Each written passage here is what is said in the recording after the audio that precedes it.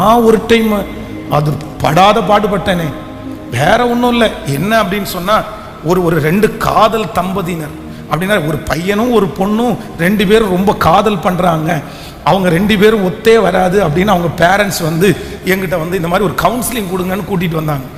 அப்ப நான் என்ன நினைச்சேன் அப்படின்னு சொன்னா, சரி கவுன்சிலிங் தானே, அவனை பார்த்து நம்ம வந்து கேட்டா போதும். என்ன கேட்டா போதும்னா, எப்பா இந்த வேலையை ஆரம்பிச்சதுக்கு அப்புறம் நீ ஒழுங்கா ஜெபம் பண்றது இல்ல, ஒழுங்கா ஆண்டவரை தேடுறது இல்ல, ஆண்டவரை விட்டு உன்னை இந்த காதல் பிரிச்சிச்சு இல்ல, அப்போ எதுக்குப்பா ஆண்டவரை விட்டு பிரிக்கிற, இது அந்தந்த நேரத்துக்கு கர்த்தர் செய்வார் அப்படின்னு மனசுல பிக்ஸ் பண்ணிட்டு போறேன்.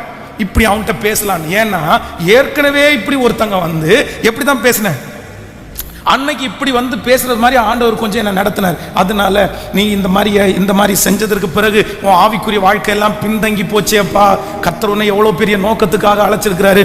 உடனே அவன் ஒப்பு கொடுத்து மாறி, சரி பாஸ்டர் நான் வந்து கர்த்தருக்காக வாழ்றேன், தப்பு தான், எனக்கு ஒரு சின்ன டென்ஷன் ஆயிடுச்சு, நான் அப்படி பண்ணிட்டேன் அப்படின்ட்டான். நான் அந்த அனுபவத்தில் போய் அவங்கள்ட்ட பேசினா, அந்த பிள்ளையும் பையனும் என்ன பார்த்து என்ன கேட்குறாங்க, என்ன சொன்னாங்க தெரியுமா, பாஸ்டர் நாங்கள் ரெண்டு பேரும் என்னைக்கு லவ் பண்ண ஆரம்பிச்சோமோ அன்னைக்கு தான் ரொம்ப ஜெபம் பண்றோம். நாங்கள் எனக்கு அப்படியே ஷாக். அது வரைக்கும் நான் ஜெபம், அந்த பையன் என்ன சொல்றான், அது வரைக்கும் இந்த ஃபேமிலி ப்ரேயர்னா என்னன்னு எனக்கு தெரியாது, குடும்ப ஜெபம்னா எனக்கு என்னன்னு தெரியாது. ஆனால் நாங்கள் ரெண்டு பேரும் என்னைக்கு நேசிக்க ஆரம்பிச்சோமோ அன்னையிலேருந்து இரவு 9:30 மணிக்கு ரெண்டு பேரும் ஃபோனில் ஜெபம் பண்ணிட்டு தான் போய் படுப்போம். அவ்வளோதான். அப்போ வந்து நம்ம நிறைய நேரத்தில் அனுபவத்தில் எல்லாம் யாரையும் போய் என்ன பண்ணிட முடியாது, கேட்கல டீல் பண்ணிட முடியாது. நம்முடைய அனுபவம் ஒர்க் அவுட் ஆகாது. நம்ம என்னதான் இருக்கணும் அப்படின்னு சொன்னா, இன்று எனக்கு தேவையானதை கர்த்தர் தருவீராக.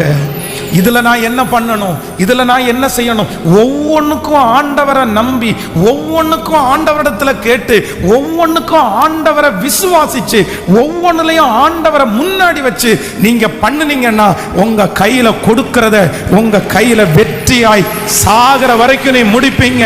என் தேவன் என்னை விசுவாசத்திலே நடத்துகிற கர்த்தர். ஹல்லேலூயா.